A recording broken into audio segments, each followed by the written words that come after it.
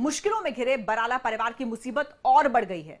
अब वो पीड़िता मीडिया के सामने आ गई है जिसने बीजेपी प्रदेश अध्यक्ष सुभाष बराला के रिश्ते में पोते लगने वाले विक्रम उर्फ विकी नाम के शख्स पर अपहरण और छेड़छाड़ को लेकर कार्रवाई के लिए हाईकोर्ट में याचिका डाली है। पीड़िता का कहना है कि वर्णिका को देखकर उसकी हिम्मत जागी और याचिका दायर की। पीड़िता के मुताबिक पुलिस ने बराला परिवार के प्रभाव में उस पर दबाव बनाया और गलत बयान दर्ज किया। मामला करीब 2 महीने पुराना है। पीड़िता के मुताबिक वो बराला के डर से छिपकर रह रही है और अब इस मामले में हाईकोर्ट अगर स्टेटस रिपोर्ट मांगेगा तो बराला परिवार की मुश्किलें बढ़ सकती हैं। तो रिश्ते में सुभाष बराला का पोता लगता है विकी, जिस पर अपहरण और छेड़छाड़ का आरोप है और वो पीड़िता अब सामने आई है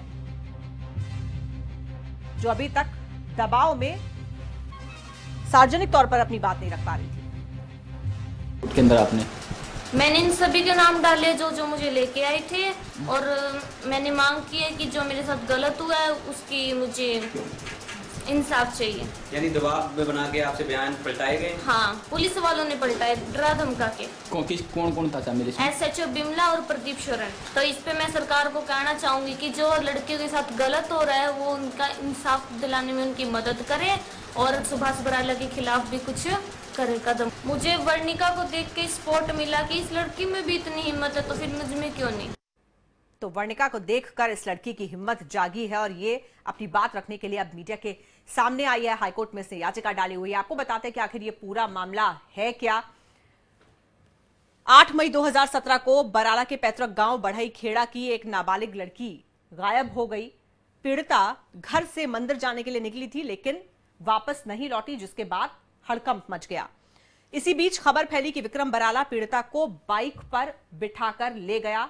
अगले दिन गांव वालों ने विकी की गिरफ्तारी, नाबालिग लड़की की बरामदगी को लेकर धरना दिया।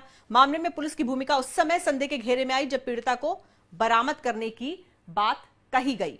पुलिस ने, जो परिवार वाले धरना दे रहे थे, ग्रामीणों को यह संदेश दिया कि लड़की को बरामद कर लिया गया है।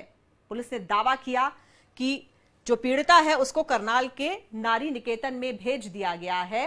इस पर लोगों का गुस्सा और ज्यादा भड़क गया क्योंकि पीड़िता को सामने लाने की बात कही गई थी और यहां पर पुलिस ये कह रही थी कि पीड़िता को नारी निकेतन भेज दिया है। पुलिस ने बताया कि पीड़िता ने कोर्ट में अपनी मर्जी से बयान दिया है कि वो परिवार वालों से नहीं मिलना चाहती।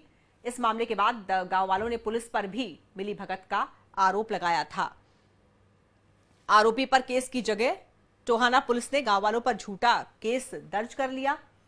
पुलिस ने मामले में गांव वालों पर नेशनल हाईवे पर जाम लगाने के आरोप में केस दर्ज किया। तो पुलिस का जो रवैया था वो किस तरह से इस पूरे मामले को लेकर रहा, दबाने को लेकर इस मामले को किस तरह से प्रभावित किया गया है, ये अब सामने आ रहा है।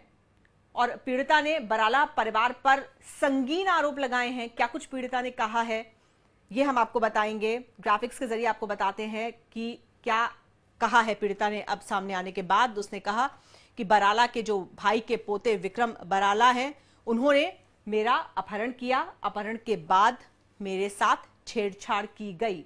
पुलिस ने बरामद कर गलत बयान देने का दबाव बनाया। साफ तौर पर पीड़िता ये कह रही है कि उसको दबाव में रखा गया है, बयान बदलवाया गया है, मुझे धमकाकर गलत बयान दिलवाया। पुलिस ने मुझे बराला की ताकत की धौंस दिखाई, ये बताया पीड़िता ने। और वो बराला से इतना डरी हुई थी कि वो छिपकर रह रही थी, लेकिन उसने वर्णिका को देखा और उसके बाद उसको ये हिम्मत मिली कि सच वो लोगों के सामने लेकर आए।